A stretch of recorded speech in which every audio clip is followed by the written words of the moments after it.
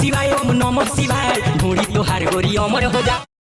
Hello दोस्तों, नमस्कार प्रणाम भाई लोग। आप लोग कैसन बनी, आशा करते हैं कि अच्छा होगा, मस्त होगा। तो भैया फिर एगो गाना लेके आई बनी आप लोग के सामने। आप लोग शुरू में सुननी हाँ, ओम नमः शिवाय ढोड़ी तुहार अमर हो जाए। तो भैया ऐसा कुल गाना आवता भैया। तो अब हम का करी, जब गौले बा अब उहे समझी भैया ओकरा के। भैया अब का बाटे, गाना के लास्ट तक देखा जा, बहुत मजा होके वाला बा। हम इंटरटेन करा के हंसा दे वो लोग के। तो वीडियो मेरे को रह जा, सुना जा लास्ट तक का होता है। अमर हो जाए ढोड़ी अमर हो जाए, मार्केट में एक नंबर हो जाए। भैया बाबा अमर हो जाए मार्केट में एक नंबर हो जाए। क्या बोला तूने?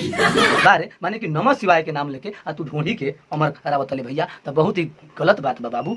बड़ा हरामी हो बेटा। तो अब ही माने कि आगे में ना बढ़ सकेले। ई ढोंढी के ओम नमः शिवाय पे मत लिया, एकर बात ही अलग बा, आ ढोंढी का बात ही अलग बा। तो बताओ, मंदिर का काम ले जाता ले कोहबर घर तुम्हें शर्म है? कुछ शर्म आया है? में बहुत गलती करतले बाबू। ऐसा काम तो ना चली। यही से तोरा के हम रोस्टिंग करतनी कि ज्यादा भाई लोग ते शेयर होके आ तू तनी लुप्त हो। तो भैया और ही देखो अंतरा में क्या कहता है आगे। तो वीडियो मेरे को रह जाए। जिंदगी भलाई का छिटी छिटी खाए। अरे भैया बा, जिंदगी भर लड़का सन छिटी छिटी खाए। का खाए ओकर जवानी।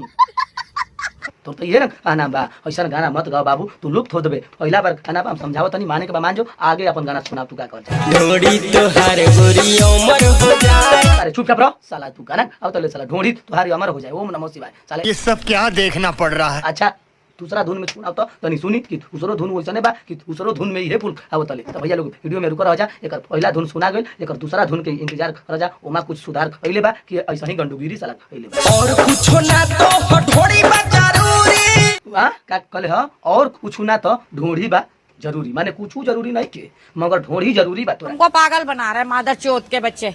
यही से गाना आके आ तू अभद्र शब्द के प्रयोग करके आप बताओ नाश करतले बाबू। तो तोरा खातिर हमनी के, तोरा लेखा आदमी खातिर हमनी के बैठल बन जा लुप्त करे खातिर। तो ऐसा काम मत कर, आगे सुनाओ अपन गाना के। बूढ़ जवान सबके बा मजबूरी। अच्छा तो बूढ़ जवान सबके बा मजबूरी। कौची के मजबूरी बारे साला ढोंढी रही तबे ये बस आए साला गंदा सोच रख ले वाले। ऐसा गाना आज के बाद मत निकलिए, ना चली बाबू, तू लुप्त हो जीबे कहता नहीं। तो भैया ऐसा काम मत करिए, अपन गाना के आगे बढ़ाओ। तो गाना के चेक कर जाओ कि मैल उहे बा कि लास्ट में सुधार भइल बा। गालों कटाए चाहे ओठ कटाए। कहले का कहले हां, गाल कटाए चाहे ओठ कटाए, तू साला जीव ले लेबे का रे बता नहीं। अब साला तने गालो काट देबे, ओठू काट देबे, कुछू कटा जाओ, ओकर फाट जाओ, चाहे खून बह जाओ, मगर ओकरे चीज पर तू जान देबे सरौ। ऐसा नहीं गाना होला। आज के बाद बाबू ऐसा काम मत करिए, मान जो। ऐसा गाना ना आवे के चाहिए। अपन गाना के आगे बढ़ाओ तो। टाइगर सुजीत से काला ना भेंट हो, बढ़ जाई मार्केट में ढोड़ी के रेट। अच्छा ये बात बा, टाइगर सुजीत ले कल ना भेंट हो आ बढ़ जाई मार्केट में ढोड़ी के रेट हो। तो तोरा ले भेंट करी तो तू अगर ढोड़ी का रेट बढ़वा दे तो ये ना नाम बा। तो ढोड़ी के मार्केट खुलल बारे कि मार्केट में रेट बढ़ जाई। हाँ सॉन्ग में चलता बहुत अभद्र तोरे लेखा मादर चोद गायक बाना कि ढोड़ी के जीव लेबे पर पड़ल बाना। तो ढोड़ी फोड़ा तक ऊंचाता वही पर माने कि सब मर मिट गइल फला सा। तो भैया ये जे हम अपन वीडियो के लास्ट और तनी अभी सरऊ के माने कि पूरा गाना ही गंडू एरिया लगा होले माना। अगर भैया वीडियो अच्छा अगर हुई तो एक लाइक करके शेयर कर दिया जाए। मिलत नहीं हम कोनो फिर दूसर वीडियो लेके, तब तक के लिए धन्यवाद, नमस्कार, प्रणाम।